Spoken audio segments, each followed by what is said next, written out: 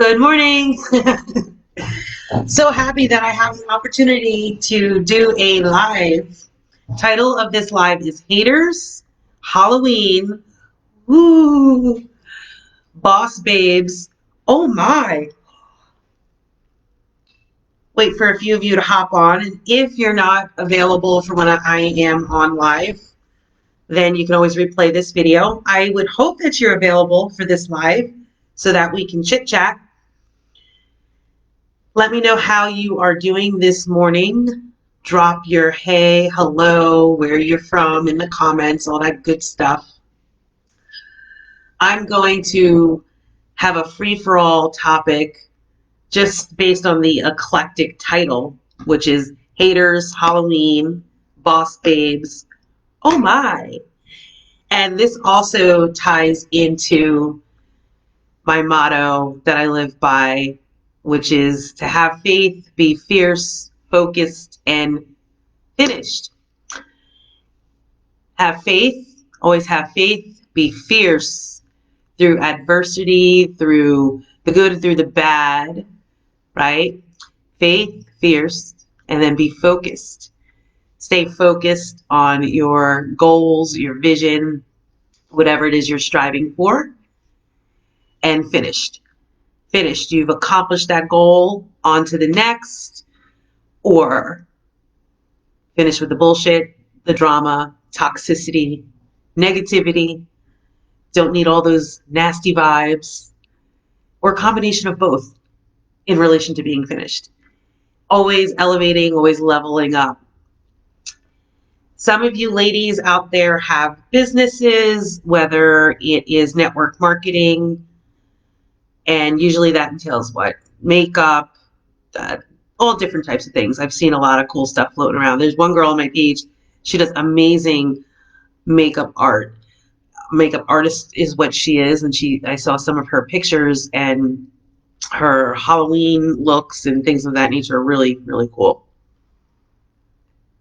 I hope you all are having a great morning.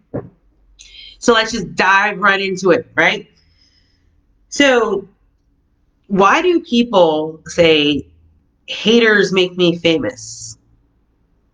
You hear that, right? And the question is, why would anybody want anyone to hate on them? When they say haters make me famous, good morning. For those that are just popping on, say good morning. We're talking about haters, Halloween, boss babes, right? Eclectic title. Anyhow, so when you hear the term haters make me famous, or haters gonna hate, and people throw a little spin on that and they'll laugh, haters gonna hate. They almost like it, they almost enjoy it, right? What it is the real question is not why would anybody want someone to hate on them. The real question here is, or not even question, the answer is because we don't really care. And we really, in life, whether you're in business or not, you really should not pay any mind to any negative vibes, energy, drama. It really shouldn't matter to you at all. It's much easier, I find it's much easier for those things to not matter when you have a plan in life, you are focused, you have a vision, you have an objective, a goal that you're working on. And for me, I get up every morning ready to go because I have all those things at the forefront of my mind, and I get excited about it every day. And I would be lying if I didn't say that that also entails even at night before bed, my mind is always in motion, always thinking of the next thing to do and the next thing to work on, whether it be in my own personal life, for my family, for my businesses, right? And my own personal business. So here's a little sneak tip here. If you are in business for yourself and you are, you're feeling like you're not getting support, you're dealing with a lot of drama, negativity. It could be coming from family, friends, acquaintances, and even people you don't know, especially if you are on a public forum. So if you're on a public forum, you are going to encounter haters, drama, negativity. And that's really a sad state. That's really a sad state because you know that those individuals don't have anything to focus on. They wake up every morning and they think, and I'm assuming too, some of them don't even get up at the ass crack of dawn. They're usually lazy, very negative minded. They don't have any direction. They don't have any focus because they don't have a direction. They don't have anything that they're working towards. And they literally just enjoy the drama, the negativity. And that's what they live for. Let me just take a moment of being, to contemplate that.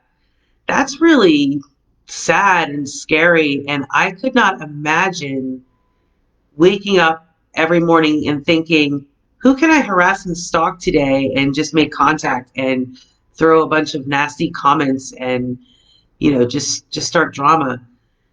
Picture that. Picture that. The alarm goes off. Doot, doot, doot. Today's a good day to start some drama. I cannot wait. I can't wait to leave nasty comments on strangers' pages and see what comes of that. Oh my gosh, like I have to do this, and I don't care how long it takes. Some of these haters and the people that start drama, and there's a really good point to these haters, and I'm gonna tell you why haters are, even though there's sarcasm here, it's bittersweet. They are amazing. They are amazing sauce. Okay, so it's so interesting.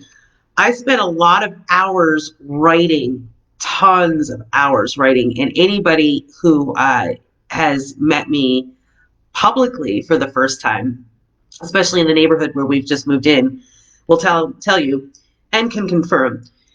Some have asked questions.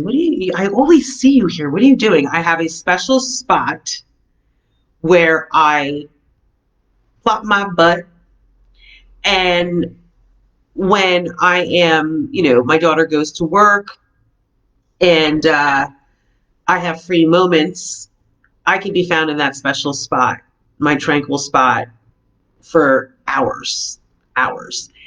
And I spend that time with self-improvement in addition to my writing and my networking. And I take calls for my mentorship from my mentors and arranging things in the backdrop, which one of the things that's coming up, I have a YouTube channel that you can subscribe to, because even though I am privy to doing the lives here on Facebook, and I will say I love Facebook. Facebook's my favorite social media platform, and others have their own favorites as well, such as Instagram. Mine happens to be Facebook, but I'm working on getting a group of people together that I have been networking with, where we're going to go live on that YouTube channel and discuss toxic relationships. And that consists of your haters and a whole host of other things to help people remove the fog from their mind, to inspire others to really think outside the box. And for the first time, really think about what it is that you're good at and what you want to do moving forward in your life. It does not matter how old you are, 20, 30, 40, 50. It does not matter. What matters is where your focus is, and where your focus is going to determine, it will dictate the rest of your life, and whether you're going to have a fulfilled life or a miserable life, or one of the biggest pitfalls is to have a miserable life, and that would be being in a position where you look back and you think, dang, I should have done this, I should have done that, or I didn't do this, or I didn't do that, and I wish I had done more. Or for me, I personally do not. I've had my hands in everything throughout the years. Everything from working in healthcare to being a teacher counselor for children and adults with developmental disabilities, to grassroots movements, working with advocates and attorneys in my county that I moved from, and extensive work that I had done working with those groups from 2006 up until 2011. At that point, I had a mentor who happened to be, and is no longer with government, a political figure that had been working with our state governor at the time that I met through church. I went to church one day and I met her and shared, some things with her. And from that point on, a relationship was formed. And so I've had my hands in homelessness prevention, advocacy work with addictions, um, family court, corruption in family court, and aiding and advocating for individuals that were transparent with their transcripts and court records, for lack of a better word or another word.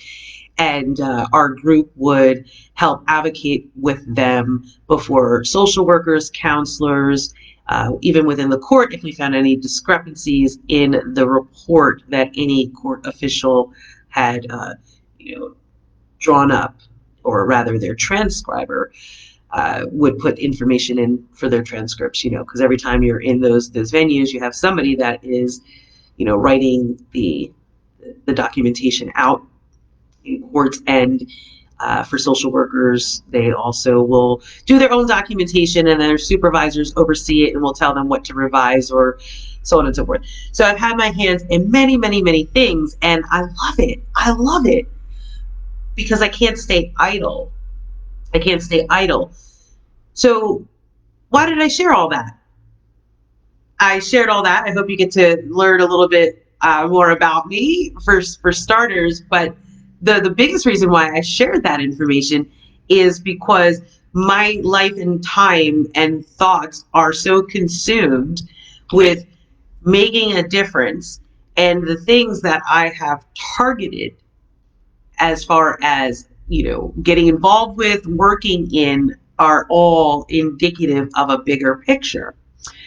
So before we discuss the haters and boss babes, and hang tight, because this is also for you women that are in business or looking to start a business, I want to give you a brief overview. So my work throughout the years that I have just discussed, and grassroots volunteering, in nonprofits in relation to homelessness prevention, and advocacy work for family court corruption and things of that nature, which is why you will see the End Homelessness Political Corruption page on my Facebook page in the About Me section, and you'll actually see some of the work that I had done throughout the years on that page. So it is cumulative for a bigger picture. I have created 30 programs a number of years ago, and I had initially wanted to work with the county in relation to that, but they wanted federal funding for my programs. They reached a point where they could not come up with any other ideas and plans, and this can happen with any official who is in this line of work, or in their line of work for years and years and years and years and years. And they're also, just so you guys know out there, government officials are always looking for a way to secure federal dollars. That's no surprise, right? So when I came forward with a 30 program and outlined only some of it, because I wasn't going to just share it all, everybody wanted immediately, as I discussed how this would help people in toxic relationships, how this would help families, how this would help single mothers. That was the focus, but their focus was, this is an amazing plan. This is phenomenal. We have the money to secure a location and a building. You have the meat, all the programs. Let's join forces, and we can get you the property, and you can start running all the programs, and we'll pull teams in. And but the objective here is, this is going to give us a lot of federal dollars. And I was like, the objective? Whereas my objective is serving the people, right? And that is to serve the people that are falling in the cracks with the system. The system in place is a good system. It is the people that are in the system that are not making it good. So for those out there that, and I used to be like that years ago before I got into the arena, and I learned by watching politicians, how they operate, government officials, so on and so forth, that there are well-meaning ones, and then there are ones that are really holding back growth and progress and keeping a lot of things, programs in place that are completely outdated, that either need to be removed, amended, or revised.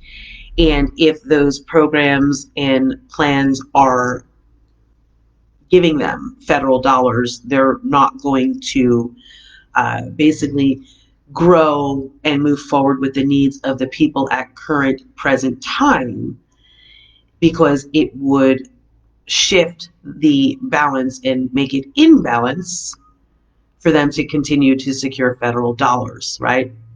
It's about money sometimes, right? So I don't give a hoot about that. Uh, some attorneys out there that are familiar with me, and some cases that I had moved forward in, I've literally dropped 7-figure cases and 7-figure lawsuits.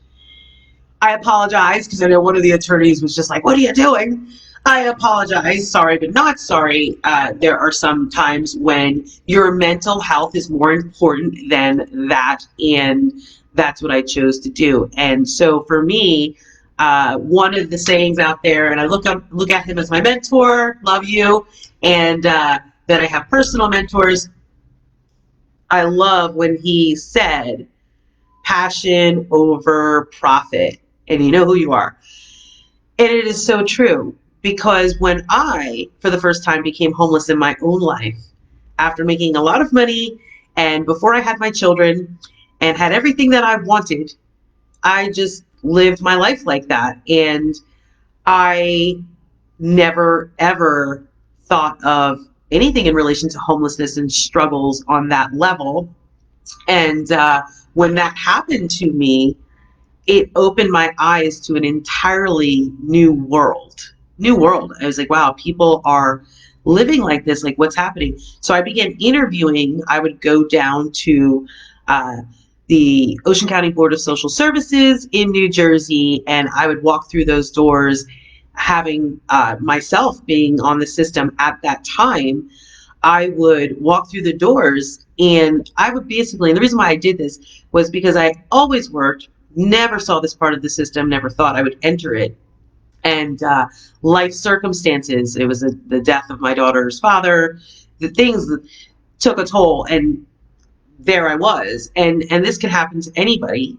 People also that have a health issue that is terminal. You and I met some people like that who have had phenomenal jobs and money coming in, and then got a terminal illness, and they just about lost everything and found themselves struggling. And it didn't matter about 401ks and pensions, things like that. They run out, and there was things that they were able to secure from their hard work and effort throughout the years when they brought in top dollar. But their cost of their medical care and the unfortunate inability to continue work exceeded any type of like nest egg. And the sad part was that these were individuals that were securing a really lucrative, vibrant nest egg for themselves.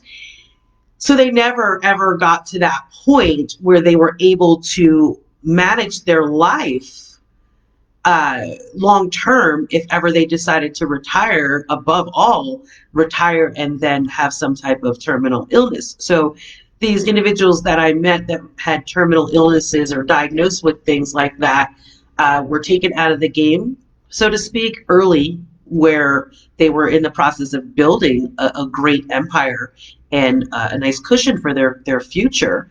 And so the result of that was they were left without. So whatever resources that they did, acquire, ended up being depleted due to not being able to work their terminal illness. And moving further down the road, they became statistics of the system and lived off the system, which is really crazy. I met a gentleman who had very high salary, and here he was collecting general assistance and food stamps at that point as a result of what I've just shared, right?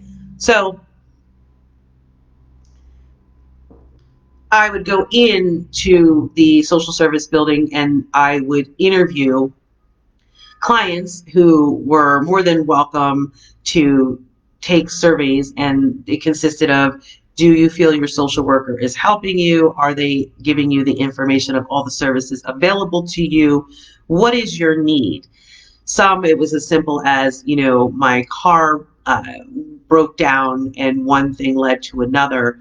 I managed as much as I could on limited resources for public transportation to get to my job, but in conjunction with, using those resources for public transportation, plus the need for a vehicle, uh, in essence, one thing led to another. I was depleting funds that could go towards a car to, use those funds to continue keeping my job so that I could make the money to go towards a car. But meanwhile, all these other bills are coming in and other things do come up that are unexpected. So in essence, a domino effect occurred, and there were individuals that literally became statistics of the system, all because one need was not met.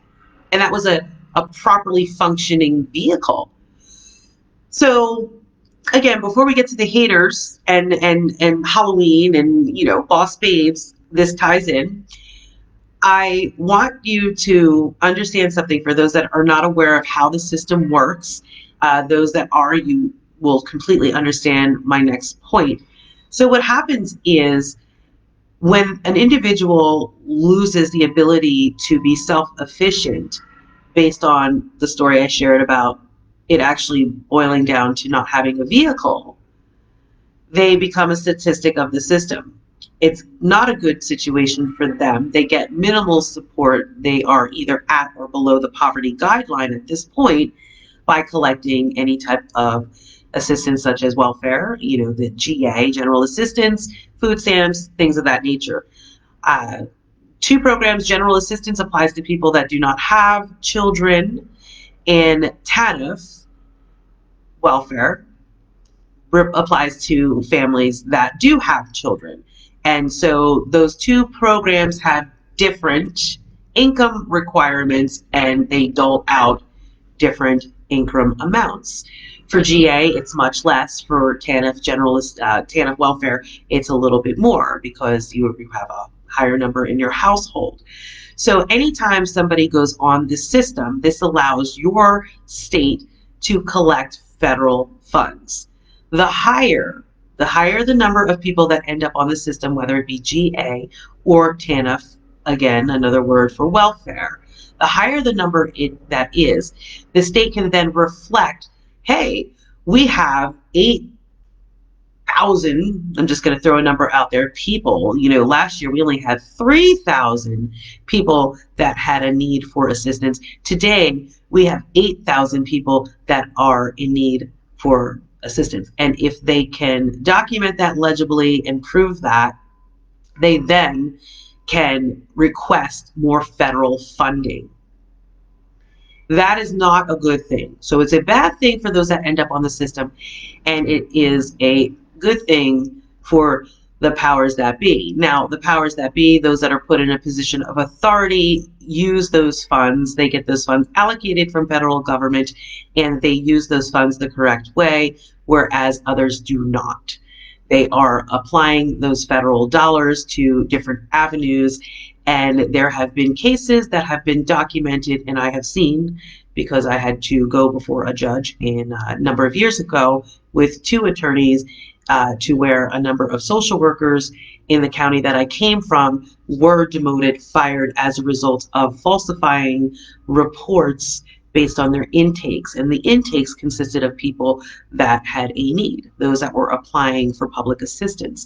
And so certain needs were not being met properly, which was perpetuating the cycle of poverty and, again, upping the number of individuals on the roster that are in need for assistance when these individuals just needed, a simple fix.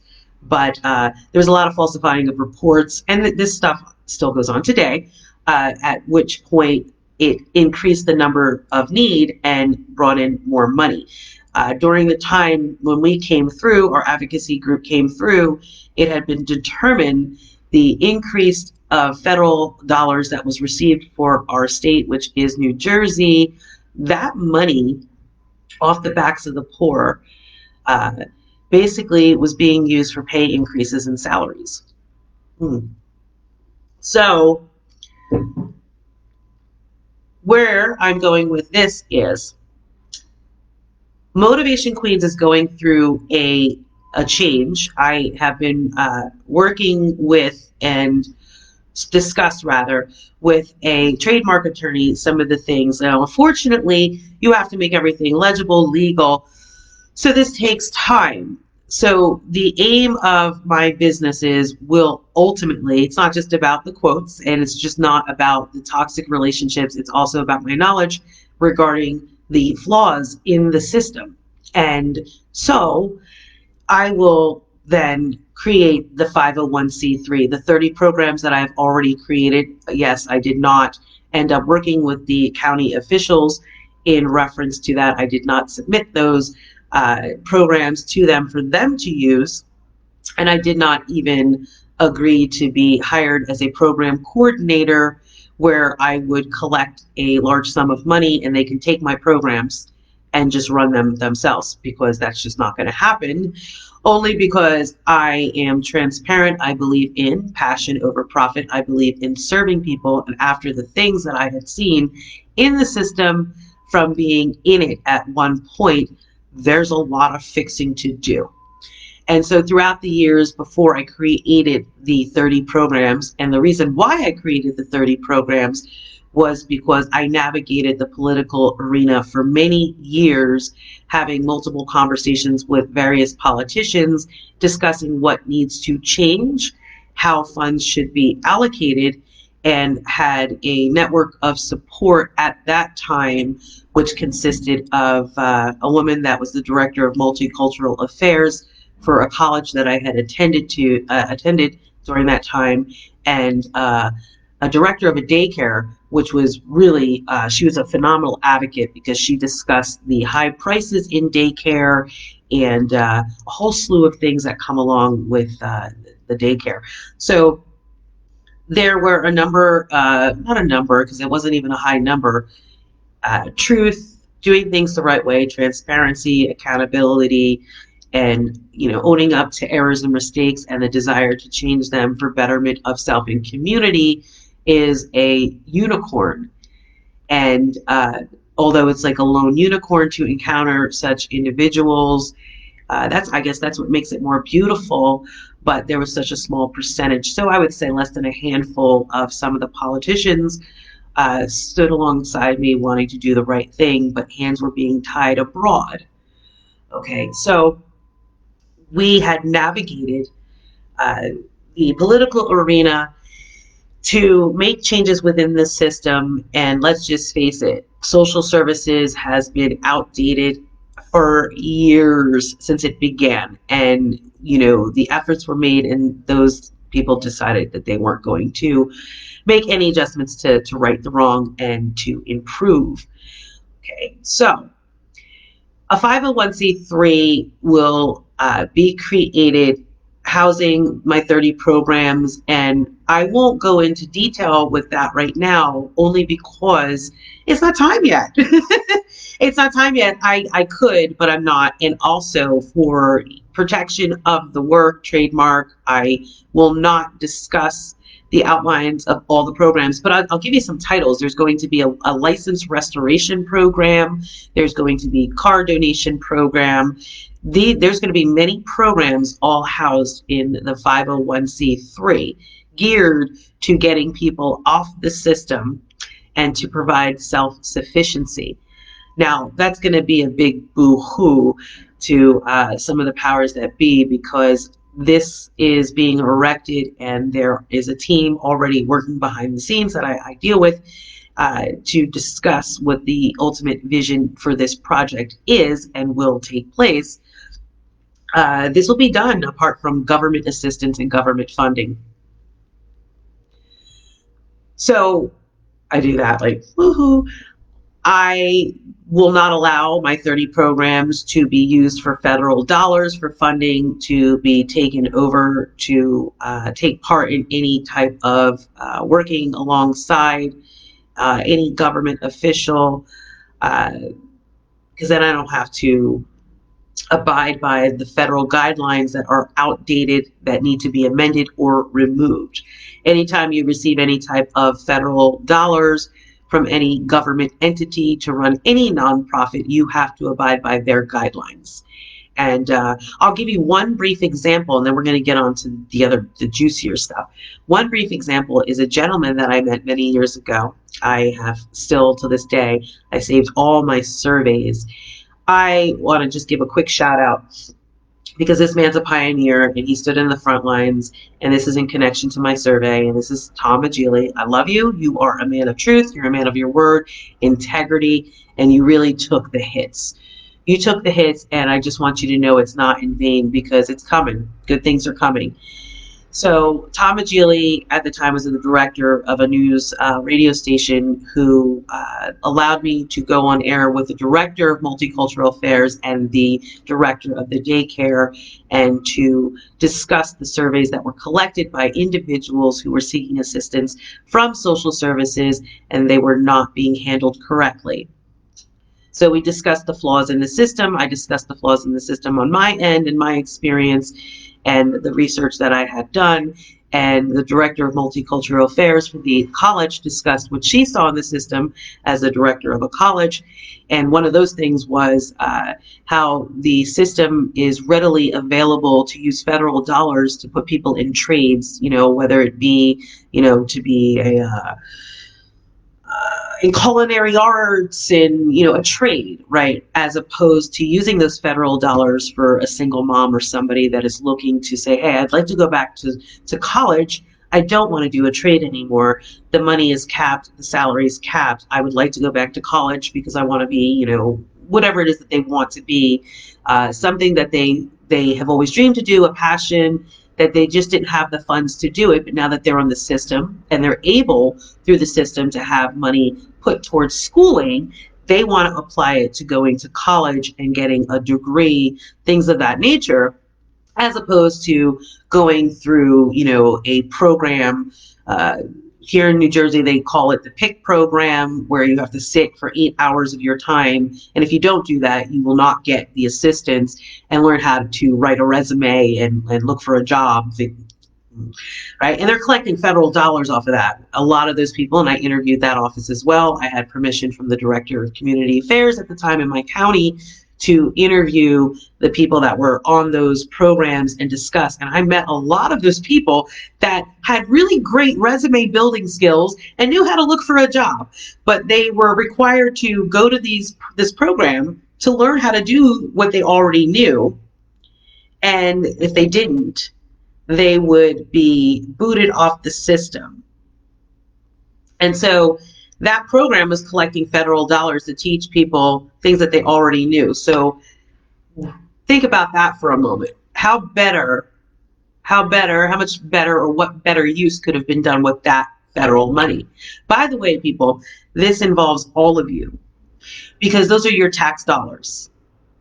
Okay, so now we did the radio interview, we discussed the flaws in the system, and so the gentleman that I met was crying, and it was really sad to see. He was a young kid, he was in his 20s, and he lived in a home where his father was an alcoholic and very, very toxic, won't get into detail, and he couldn't take it anymore. And he packed up all his stuff because, of course, it was, another day of his father kicking him out of the house. And there was times that he had been kicked out many times before, and he would either sleep at a friend's house, sleep in the car. Really sad. And I looked over his paperwork, and this guy was a vibrant, smart young man. And he showed me his proof. He was in college. He discussed with me what he wants to do long term. He also shared that while living in that toxic environment, he really feels like giving up. He doesn't think that he can go forward. It's very difficult for him to aspire and fulfill his goals and direction in life while living under his father's roof with the constant, the drinking and the things that go on. And he was really holding tight. And he said that going for public assistance was going to be his only hope and his lifeline. Right? Ready for this? Federal guidelines. So he goes that day he goes to social services, and that's how I happened to meet him. I was actually leaving after I had finished surveys. And no, I was not, I'll also add to this mix, I was not like uh, well received, because anytime I walked in the social services building to do these surveys, they're like, who is this girl? Oh, who is she? Security a couple times was like, you can't be here. But thank you. And thank you for those officials in Ocean County that know my objective, know what I'm about, and know what I'm seeking to do, because your hearts are in the right place as well. You have the empathy, the compassion. And so those officials were the ones that if I had those issues, I would make a phone call and they'd put a phone call, leave her alone.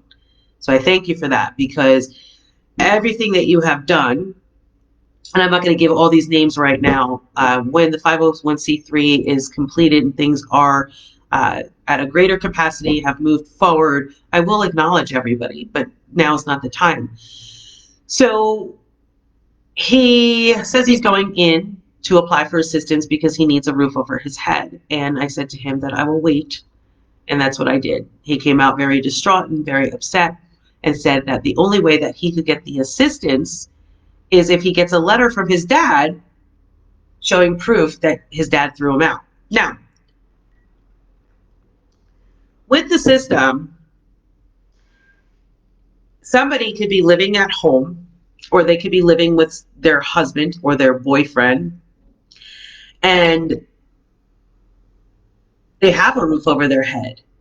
They could be working under the table, and they decide that they're going to go to social services and say that they have nowhere to go and that they need money, and they'll collect that money, right?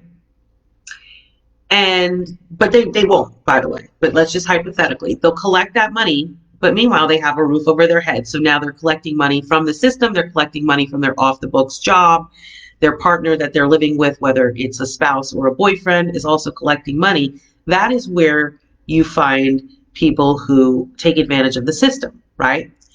So federal guidelines, powers that be, have decided, well, what do we do to alleviate that? Because that's abuse of our money, that's abuse of taxpayers' money, that is fraudulent, case that's being open. How do we alleviate that? Okay, so we need a notarized letter from somebody showing proof that they have in fact been kicked out, evicted, whatever the case may be, so that we know that we're giving this money to somebody that actually needs it, right? So for this poor kid, in situations like that, he had a toxic father who could care less where he ended up. His father did throw him out. And like he said, he goes, am I really going to just go back to my dad and say, hey, dad, you kicked me out. I'm trying to get my life here together. The only way that I can get assistance and get a roof over my head now is if you write me a letter, and it has to be notarized so I can bring it back to my social worker showing proof that you did kick me out. He's like, my dad's just going to tell me to go fuck off. My dad's not going to care. And I thought for a second, wow. So with that case, and I won't go into detail, I worked with an attorney that who also is an advocate and gave some advice. He's an advocate against this type of issue in the system. In fact, he was an attorney specifically for representing people that wanted to appeal wrongful denials of any type of assistance from social services. And every state has these type of attorneys, they're state appointed attorneys, yada yada. So he did give some legal advice, and we managed to help the individual. However, the federal guideline still remains in place that you must have a notarized letter in order to receive help. And there are cases where that is not going to happen. And it does not mean that the person is lying or looking to bleed the system. And that is where my 501c3 comes in, because we will take care of those cases on a case-by-case basis with transparency, documentation, a whole slew of things, right? So now that's a little something something. I will discuss more about that as things are more in place. And so we're going to talk about the haters. With everything that I have just shared, wanting to give you also an overview of what the massive objective for the multiple things that I am working on while coming out of domestic violence and, my daughter's cancer diagnosis, which everybody, thank you for supporting her. She's looking really good. She's looking really, really good. But it's still a scary thing. Okay. So I thank you all for supporting her. I have to maintain focus. I don't have time for the haters. I don't have time to go to anybody's pages and write hateful, derogatory comments with everything that I have just shared. So I would like for those that are watching this and those that will be watching this, just think about that. Think about all that I have shared. So naturally, I am excited. I am fired up. Why? To help people, to make the corrections and the changes that need to be made, right? Now, it's very easy to complain, bitch, and moan. It's very easy to lay low, lay down, be a victim. It's very easy to complain about all the woes and concerns and issues within our system, right? That's natural to complain about the issues within our system and our presidents, and this president's not doing that, and that president's not doing that. Let me go to Donald Trump's page. Donald Trump, you're an asshole. Which I don't think Donald Trump's an asshole, by the way. But Donald Trump, you're wearing a toupee. Really? Donald Trump, I saw you at the zoo yesterday. Okay. And I say that because the randomness that also comes from haters, it's just so bizarre. You know, like all the way down from, I saw you eating a lollipop the other day. Shame on you. It's just so outlandish. The things that people come up with. So rather than complain about the issues in our world and the issues within our system, ask yourself, what can you do to change that? It is easy to be behind a keyboard and to rabble-rise and act as though you have a voice and a say in a matter. And perhaps you may have a very strong voice and say in the matter, but how are you applying that to action that will then fuel the change that you say needs to be made? If you are not doing that, then you don't have an objective, you don't have a voice. What you have is the hater mentality. And why do you have the hater mentality? The hater mentality comes from not knowing what the fuck to do, period. Not knowing who you are, where you're going, what you want, none of it. And it's easier because that's a very miserable place to be.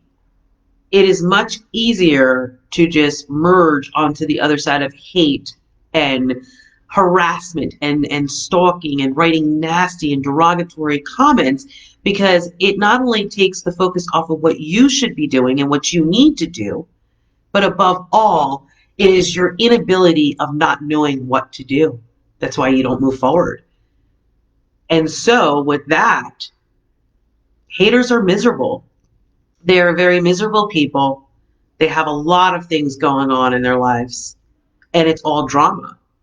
And it's all indicative of their inability to not have their mind focused on creating change in their own lives first, and then extending that to others. You look throughout our world history, there are so many people that have come from nothing and have rose above that because they had a different mentality. They did not have a hater mentality. Good morning, Tina. My Tina Beans in the house.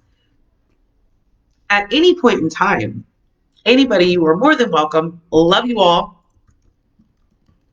Drop a comment, say hey, how are you? Love to hear from you and hear how your day is going. I discuss some serious topics that obviously need to be discussed, but don't ever think that you can't break that up a little bit and be random and joke and say hello. I love it. So haters are miserable. They're miserable. So I'm going to give you, this is the downside. This is the downside of haters. And take note, the downside of haters have absolutely no effect or downside for you. They actually have a positive effect for you, and I'll discuss what that means. That also consists of your Facebook algorithm and how it actually bumps you. I laugh because haters are actually, they help you in that capacity. They don't even know it. They don't realize it. Okay, so let's just, before, see, I'm already getting excited. So before we get to that exciting part and how and why, and this is the boss babes part, uh, haters. I never ever get angry or upset over what the hater says. I could care less. Okay, they could tell me that, I saw her at a restaurant last week and, she was eating a bowl of cornflakes with a side of vodka at 7 o'clock in the morning. They could say, anything like crazy, or whatever they perceive to be truth, because that's another thing. Haters are liars. They walk in deception. They walk in misery. They're unhappy. The biggest problem is, and the reason why they're unhappy is because they don't know how to navigate through their trials and their stresses, and they allow those things to overtake them and make that their focus, and they consume themselves with defeat. So, light, positivity will draw people that have a built-in desire to have better for themselves. They may be going through hell, but inside there's just something in them that they're like, this is not how it's supposed to be. This is not how I want it to be. I know that there's something more and something greater. Those individuals, despite what's going on around them, are drawn to the light. The haters inside are dark and hollow and miserable, inwardly and outwardly. Garbage in, garbage out, right? So naturally, when there's someone of light and positivity, they're repelled. They're repelled. Like you're like garlic. You're like, oh, that's just too much light and love. Nobody can be that happy. Nobody can be that positive. It's sad. It's like, yeah, you can be happy and you can be positive no matter what the fuck you go through. And if anybody's been following my page, my story, you know it. And I've gone through hell and back. And that's just the cycle of life, baby. Okay? You have two options. You can let it overtake you, bring you down to the point where you literally become eat shit, live, breathe, hater mentality. Or you find a way to navigate through those difficulties. Now, that's not to say there's never periods of loneliness and sadness and things like that. But loneliness, and there's a book that will be coming out that I'm writing called From Loneliness to Life. From Loneliness to Life. Okay? There's a difference between loneliness and being alone. Okay? You may have periods in your life, whether you've lost a loved one, whether, you had to end something, right? Where you experience the loneliness, right? But here's a decoder for you. What loneliness is, it's actually boredom in disguise, literally. Now, it does not apply to losing a loved one. There's a process of healing, sadness, things that you have to go through. If there's a death in the family, things of this nature, that's a given. There's a season for that. And there's also a season to get the fuck back up. Because also that loved one would not want you living your life in misery if there was love really between you. They're going to want you to get the fuck back up and live your life to the fullest, right? So also remember that when you allow the depression and the upset of those things to linger and carry on longer than they should, to the point where it holds you back. It is okay to feel sadness and sorrow and things of that nature. But when it comes to toxic relationships, you women that I have come across that I miss him. What do you miss about the toxicity? You've been away long enough, and so you forgot how fucking bad it was. And it's like, I don't know about you, but God has always put me in the position for when things go south, he makes sure it goes really, really south. He has built in me, it's actually in all of us, but some of us work on that and hone that to strengthen that, to be what it is that I recognize today. It's built in mechanism, right? So because I have that tenacity and that headstrong, and there's some of you out there that are like this, I know that he's up there, he's like, you know what? I need to make sure that this is like not forgettable. He makes things pretty rough for me so that I don't look back on that and think, well, it wasn't so bad the first time. Let me give it a go again. Get the fuck out of here. This is why I tell you, ladies, toxic is toxic. Get rid of the toxic relationships. Stop missing these toxic losers, toxic places, friends, people, places, things. Get rid of it. And if you don't, then you'll go back in. It's going to be worse the first time you left it, and it's going to be worse and worse and worse. And I really would rather, because in some situations that's dangerous, you can lose your life. I'd really rather people not learn that lesson the hard way, which is why I drive this point home like so hard. And I am constantly, sharing this in quotes that I write, in things that I write. Has nothing to do with being cold and bitter, and none of that resides. I have just zero tolerance for bullshit, negativity, and toxicity. Highly empathetic, compassionate, and understanding.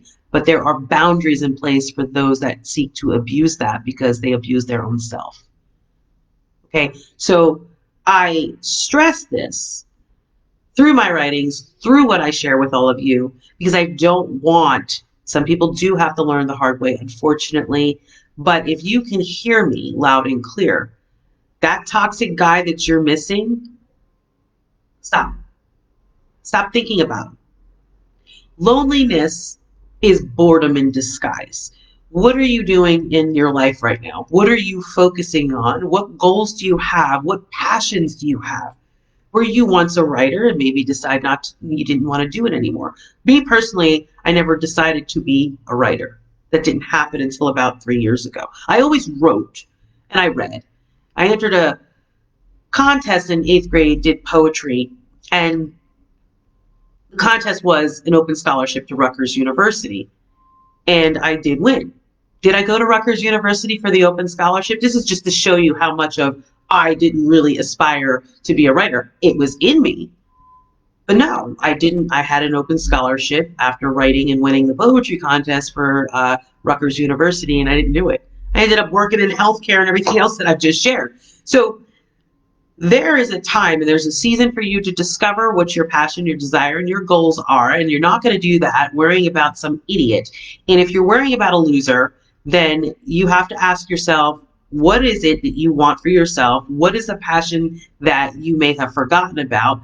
And the beauty is when you're focusing on yourself and you're keeping toxicity away and negativity away, you will uncover something that you never thought you could be or do. You're going to be like, whoa, you're going to walk right into that vision for your life, that purpose. We all have a purpose.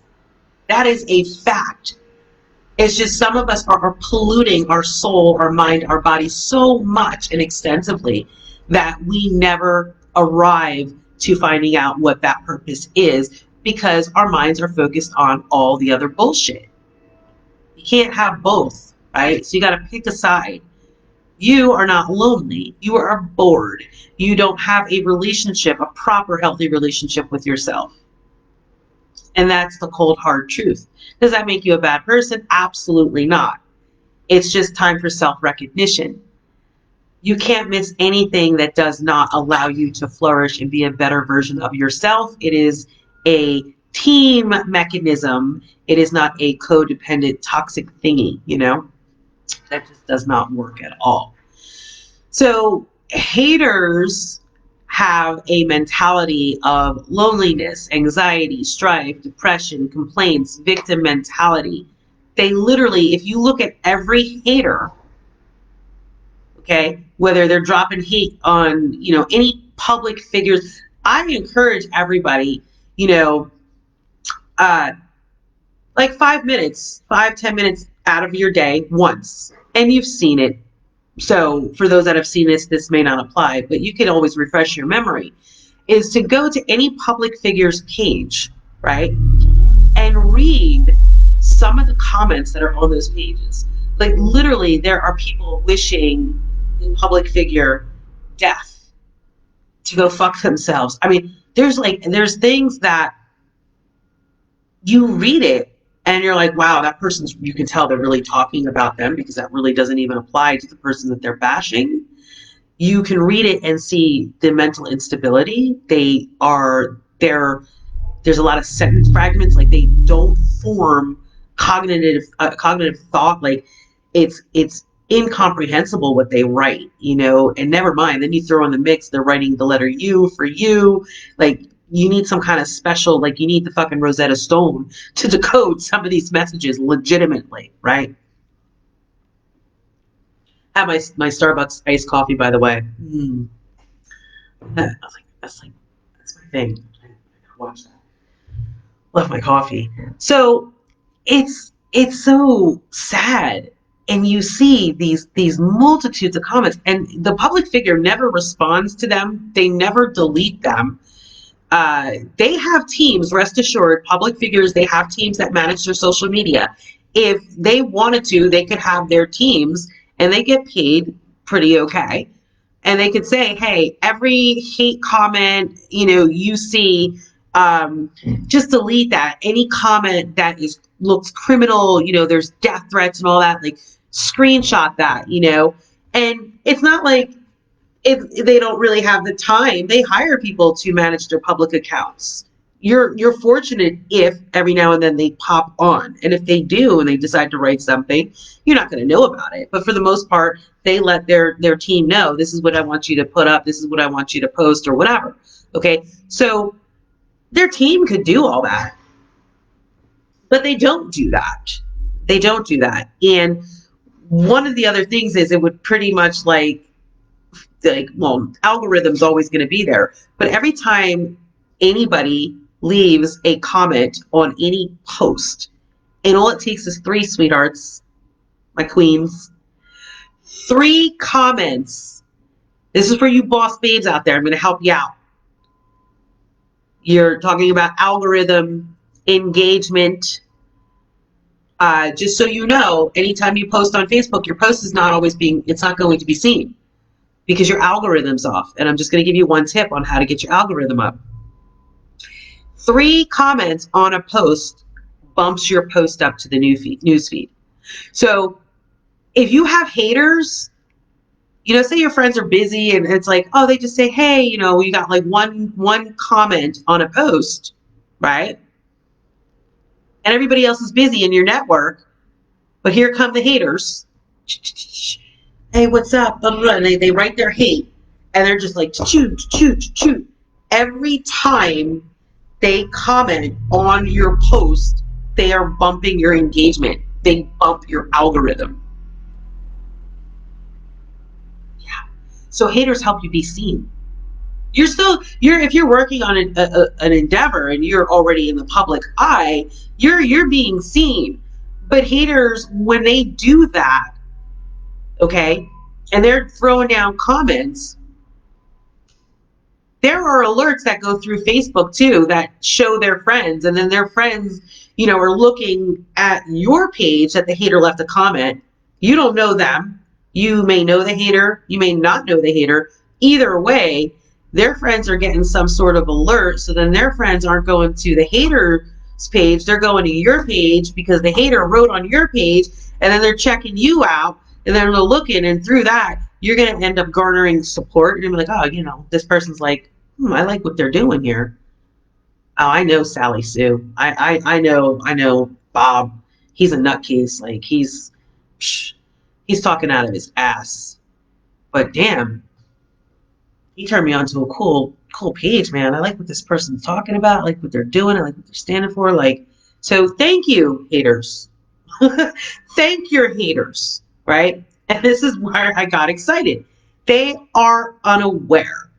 They don't have a success mindset. They don't have a positive mindset. They have a mind that's in the gutter, in darkness, no, they're blind. They're blind, like Bird Box, blindfold, like they're blind. They don't know how business works. They don't know how to strive. Like, so they're not going to understand algorithm. It's impossible for the hater to know anything in connection with advancement of their own self and life first, and then extending that to others. So a hater, because they don't have that advancement, they don't have a success mindset, what's the only thing that they can impart to others? Bullshit, negativity, drama. That's it. That's it. So there you go for your haters. And for you boss babes, you get a girl on your Facebook page throwing shade, acting salty. These are the terms that are out there today. Gosh, 20 years ago, I've never even heard of that, but I'll use it. I'll use it to, make my point and connect with all of you. You get all that. Be thankful for it. Don't even, don't even bother deleting it. Don't even, just leave it. It bumps everything. Public figures too, they get to a point where they have such a high following base. It's a follow base rather. You can't sit there, nobody who cares, like, because really nobody cares what the hater says or thinks. So I encourage, check it out. Go to any public figures page, and you're going to see like a slew of hate and false claims and drama. So where does Halloween come in? Right? It's a scary time of year. Ghosts and goblins. Woo! Halloween. I don't know what you all are doing for Halloween. So let's digress for a minute. If anybody has some awesome plans, let me know. We like the month of October because of the fall, the pumpkins, so much so when I go out for my walks and things like that, I'm running around and I'm collecting leaves. I have them on my office desk. Like I have like 3 leaves here on my desk, and I have them propped up, and I look at it and I'm like, ooh, fall. I love it. And then I went out and I bought my my candle. It has aroma beads, and it's called Warm Apple Pie. Oh, you cannot go wrong with that. Look at that. So at night, every now and then, I'll pour myself my glass of wine. I come into the office. I got my candle going. I got my leaves. So anything cool that you guys are doing for the Halloween season, let me know. We're going to do a haunted walking tour soon. That's going to be fun. And it's just a good time of year. Everything changes. The season changes. The leaves change. It's a beautiful, beautiful time of year. So anyhow, Halloween is supposed to be a scary time of year, right? There's nothing to be afraid of with your haters at all. If anything, the hater lives in fear 24/7. They have irrational fears and rational fears because they know what they do and what they do to others. And so there are consequences for that. And the sad thing is, a lot of them don't ever come out of that. So it's inevitable. They're always going to be there. They're always going to be there. And it's sad because they don't really matter. What they have to say doesn't matter. And what is even more disheartening is, as I said before, every time they throw hate and shade and negative remarks on comments, they just bump your engagement. The algorithm, it literally, it makes your algorithm warp speed. And you're just like, boom, boom, at the top. Like, there's footprints. And without getting technical, because we're not going to do a video on that right now, because I don't see the need for that, unless somebody would like information. You have a business, you want to know how to get your engagement bumped up, you want your algorithm to be where it should be. I'll be happy to share that with you anyhow, off the record, not on this live. But there's footprints on the internet. Like, you're creating tracks. So basically, this stuff goes into Google search engine. When things get so high up, your Facebook, you look up your name, you ever Google your name, you'll find interesting things. Your Facebook page could be like boom up at the top. It's like, well, that's from your follow back base, your supporters, those that get you, and then it's got your haters coming in. So hey, the more the merrier. So I want all of you to be encouraged, to be blessed. Those that have been messaging me in my inbox, I am going to say this again. I don't accept messages in my message box because it's touch and go, and sometimes I don't get the alert. I had somebody recently say, hey, did you get my message? No. Facebook Messenger is not alerting me all the time. Like, it doesn't actually at all. Like, I don't ever hear ding, and I have my notifications on, so I don't know what that's about. It doesn't matter. You can always reach me at 732-329-7020. Okay? So messages I keep getting in my inbox about an ex, missing an ex. I'm lonely. Maybe I should go back. My friend had shared, she screenshotted something that I had missed, and because she helps me out. If I'm in the groups, the relationship groups. I had started out in it for my own healing. And always, while I heal, whenever I'm going through something, like I shared with my story earlier in this video with homelessness, whenever I'm going through something, I always look for others to see how we could connect and how they're handling it. And I always look for the answer. Why is it that we may feel this way? What is it that needs to change or address? And how I rose above my plights, and I will forever continue to do this, because this is how I've been designed for years. I do this every day of my life, and I've been doing this for years, is you have to focus on what you need to do to improve yourself, your life, your circle, but more importantly, what your purpose here is in this life. Like, legitimately, what is your purpose here? We all have a purpose here, and to be about that, to build something. Even if it's a big vision and you're just like, that's impossible. It's not impossible. Nothing is impossible. It's where your mind is at.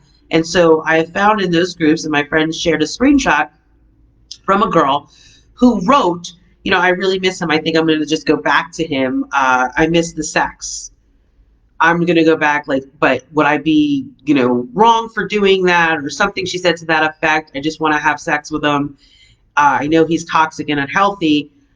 And that's it. And I'm thinking, my girlfriend immediately was just like, what the fuck? She said, get a dildo. Flat out, right? Me, I'm thinking, my Tina has like a totally different response. Like, you think I'm blunt to the point. Like, she literally was just like, what the fuck? Go get a dildo. Me, I have a higher tolerance. You don't see that side unless I'm pushed, right? And words are powerful. They are seeds. They are used to either bless or curse, right? So I look at rhetoric and I treat it differently, because I know that if I were to use my words for a negative thing, a negative whatever, they're very powerful. Just as powerful as they are when I present them in a positive, stronger light. They're very powerful. Words are powerful in general, but there's certain people that know how to illustrate, like Voltaire says, like, words are the painting of the mind. So I'm careful, because I don't want to speak curses, because what you speak to anybody, they're seeds, right? And they take root in that individual. So, but she was right. And that's not such a bad thing. That's like straight and to the point. It's not like she said anything about the girl's character. She was completely shocked, just like, what the fuck, go get a dildo. The girl wants to go back to her toxic ex just one time to have sex with him, because she misses the sex. That shows you where the mindset is. If you have that much time in a day to focus on something outside yourself that is not healthy, to distract yourself from literally nothing that's going on inside. There's like nothing going on inside of that individual. Because if there were, and if it was positive, that thought wouldn't even enter their mind. I wake up, I'm up between 4 or 5 a.m. And there are times, I mean, I'll open my eyes, I'm like this, and I'm like, okay, I wake right up. People that know me and I've slept over the houses, stayed overnight, like they'll look, they know this. This is a fact. And I'll wake up some days and I'm like, okay, time to get things done. Another day, I'll wake up. Another day, let's go. The moment my eyes are open, and then I go and I put my sweats on so I can do my morning workout thing, my walk, my jog. I get my coffee ready.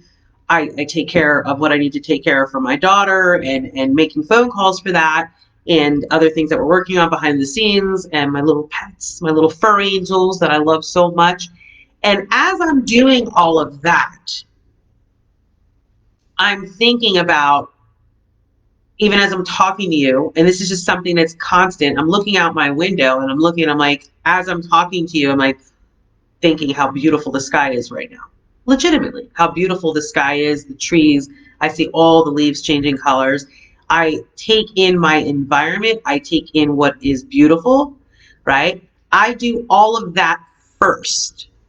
And then the serious issues, and I call them serious issues, anything in relation to negativity outside myself, I then make moves to address that, but I don't give that all of my attention. I give more of my attention to the good and to the positive and what can be accomplished for the day. I look for my blessings every day, every day. And so the serious matters, the negatives, the obstacles outside myself, the people that need to be removed, the people, places, things, push away. And as I do that, I have found that when it comes to the people, not the places and the things, those are easy fixes. But understand too, toxic people will try to attach. They want to draw from that energy, and then they know too when they're being pushed off. They know that. Their minds aren't in the right spot. They're not thinking of anything positive. So when you get rid of toxic people, they will infiltrate in different ways. They have to have a part of your time and things of that nature. And like I said earlier, light. Darkness is repelled by light, right? And those types of individuals that are your toxic exes, family members, darkness is repelled by light. The individuals who are in a negative spot, a negative place, but they have something built in them that says they want better than that, they will attach to light. And how you know they're the right people to keep in your corner and they're not the other kind, the dark, the toxic, through and through, inner and out, is because they will start applying what they receive from you, your positivity, your advice. They will heed instruction and direction when you're saying to them, that person is not good. You know what he did the last time or the last 50 million other times. Stay away from him. They already know that that's true, and they don't walk in denial because they want better for themselves. They have a plan, they have a vision. And even if they don't know what that is as of yet, they're already on the path to finding out because they're looking to better themselves. They innately want that. And so they take action. Those are the ones that you keep in your corner. Those are the ones that you help. Those are the ones that you stand by. The ones that are dark through and through. Those individuals, by the way, they're attracted to the light because they want to become as such. And then they're going to take off and fulfill their own destiny, their own purpose in their own life at a different capacity than you. But we'll look back and say, thank you. Because of you, you helped me get to this point, right? The darkness, the people dark through and through, that's inner, their soul, their outer, garbage in, garbage out, they consume daily. They are repelled by the light. They can't stand positivity. They don't like positivity. Not because it's light and it's positive. It's because they're just so dark. What do roaches do when the light turns on? They scatter. They don't like it, right? Those are roaches, right? People that are dark through and through like that, they don't like the light. And the light could be like light years away, and they're over there still trying to combat it. Like, get out of here, get out of here. And also, because it's a reflection of how they failed, it's a reflection of what they will never be, what they will never do. And that is not because I say so. That is because they fail to do it. They fail to be it. And they know it. They don't like anything that puts the focus on what they need to fix and correct. They want to be complacent, and they want their complacency to be validated. And the people that are moving and making moves, and that's you, if you're getting rid of a toxic person, you're looking to move forward. They could really care less about what the hater needs validated or wants validated. But you have to understand, you have that mentality of forward. The hater has the mentality of forever behind. Forever behind. And they just want to keep coming to you and pulling you like, go down with me. And it's just like, you're like, phew. So all the haters have are words, and they're not even really good words. And their attacks are absolutely nothing. So I hope that you have taken something from this video, because I get so many messages where there are people going through the healing process of removing themselves from toxic people, places, and things. And then there are those that are just like obsessive, like they just can't let it go. They can't let the person go, like day in and day out. And the worst part is they literally make contact, and they're going back to them, and they're picking up that phone, and they're reaching out. Take all that energy, and I say this to you women that are feeling stuck, take all that energy and divert it. Channel that. If you called him 5 times in a day, go do 5 laps around the block the next time you think of calling him again. Also remember, anytime you go back to a toxic person, right, add another year of healing onto that.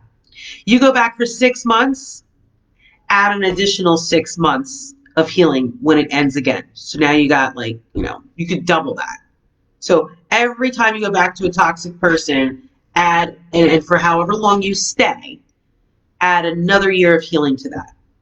That's pretty, if you really think about that. You're with them for 4 years, you go back, you're with them for 4 years. That's 8 years of healing. Ooh.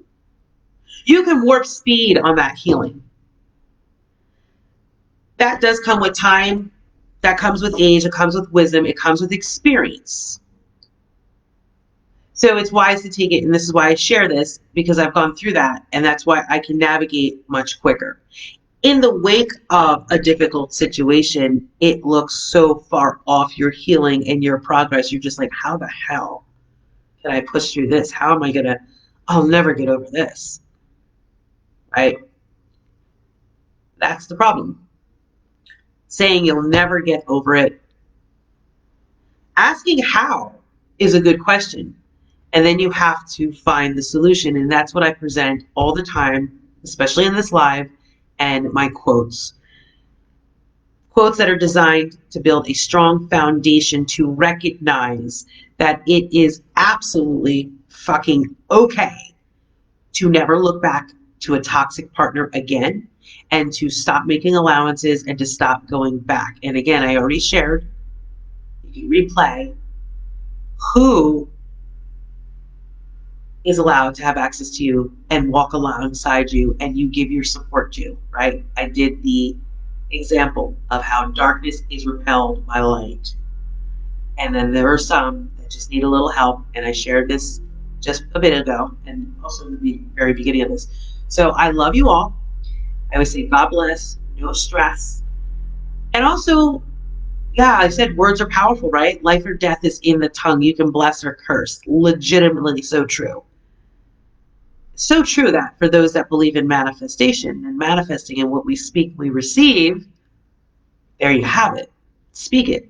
Say God bless, no stress all the time. God bless, no stress. It becomes a part of me. Think of something, your mantra, speak life into yourself, not death. Speak life, not, oh, my anxiety is getting the best of me today. Oh, what's going to happen today? You know, like the woes and the weight. You give yourself 30 seconds of whatever ails you or frustrates you for the moment, 30 seconds, and cut it. And spend the rest of your days and your hours focusing on what you can accomplish, how you can accomplish it, how you can be better, how you can grow for yourself first, and then how you can serve others. We are blessed if we take the initiative to find our goals, our visions. We are blessed to be a blessing to others. And legitimately, when I've gone through any plight in my life, I focus on my own healing privately and with a small network behind closed doors and my mentors. And I move forward behind closed doors, which is why I'm able to present as I present daily in public and when I go live on Facebook. Okay, so allergies. So what I'm trying to say to you is that if you focus on the problem all the time, you're never ever going to have the solution, ever. And if you keep going back and backtracking to that X, you're never going to see what's on the other side, ever. And that's not a good place to be, and that's not where I want you guys to be. And the messages that have come in, I hope this answers the question for those of you talking about going back to the X and wanting to pick up the phone. What should you do? Do not do it. Do not do it. But if you do, that's your choice to do. I cannot stop you from doing it. You have to look ahead. You heal behind closed doors. You have a network of support. And the biggest thing is to not keep focusing on your problem on the regular and to help other people. Anytime I've gone through things and difficulties, whatever the topic is, whether it's homelessness, whether it's domestic violence, whether it's cancer. Now cancer has entered our lives, our world, okay? So there's a ton of negatives that are going on in your life, right? Things that are happening. And if you want to make it all about you and all about that, self-care, self-love is important, but doing that in a healthy way, that means you are pushing to get to the other side rather than giving up and throwing the towel. Those are two different outcomes. Two different outcomes are going to take place. The biggest way is to do the work that you need to do, love yourself, self-respect, grow, and any particular situation you are in, any negative that you feel it's negative or a trial that obviously is not so good that you're in, find somebody else who's going through it and help them. Build something out of it. Take the focus off of yourself. That is not suppressing it. That is not ostrich syndrome. That's not ignoring it, right? Because you're doing the healing behind closed doors. You have your trusted network of support behind closed doors, or your mentors, whatever it is you're utilizing. You may use church. You are taking the steps to heal and to get beyond it So now impart that to somebody else and help somebody else. The issue comes in when literally you're focusing on yourself and not in a healthy way. I can't begin to tell you how many therapists and counselors love that you do that. They love it. They love it. They may not tell you that. They may feel sorry here and there and might have, have some empathy and like, oh, wow. But you're bringing them money. You're bringing them dollars. That's not my objective here. I want to see you healed and move forward and then impart that to the next person, not to remain in a repetitive cycle of brokenness. And let's just discuss like 7 different ways to Sunday, on how you can work on this that week and work on this that week and keep going and keep going. And meanwhile, it's like, yeah, I'm like 3 years in therapy. How far have you come? Right? You may see some pockets of hope. You may have, and I've gone through periods of that and where I've utilized therapists, and there are things that I've learned, and it's also important on who you seek help from. There are things that I've learned, but they absolutely have no bearing on my goals, my vision, my objective for my future, my career, and how I am to operate and navigate in service to others. They have no bearing on that. They don't give me they can't give you business advice, what your vision is, what your purpose is, none of that. So the only person that can do that is yourself, and you have to really sit down and ask yourself what it is you want to do moving forward. Every season in life is a different opportunity to discover something new and something that you're supposed to be doing. And it's certainly not focusing on a toxic partner at all. Certainly not doing that. And I cannot stress that enough, but I will continually stress that enough.